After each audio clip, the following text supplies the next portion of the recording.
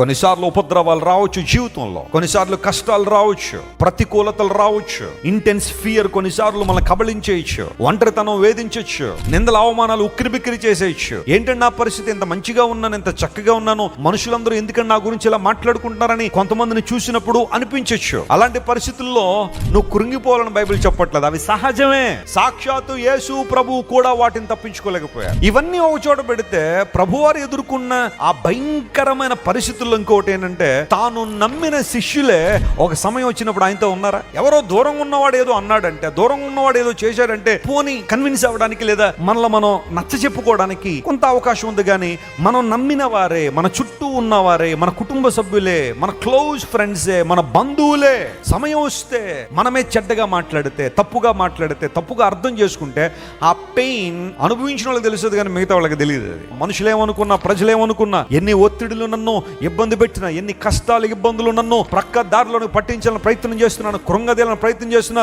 Lord I still rejoice in you. You are the source of my joy, you are the source of my happiness, you are the source of my blessing. నా ఆశీర్వాదానికి, నా ఆనందానికి, నా సంతోషానికి కారణం నువ్వే ప్రభు అని దేవుని మీద ఎవరైతే ఆశ పెట్టుకుంటారో వారి పరిస్థితులు ప్రతికూలంగా ఉన్న దేవుళ్ళు ఆనందిస్తారు.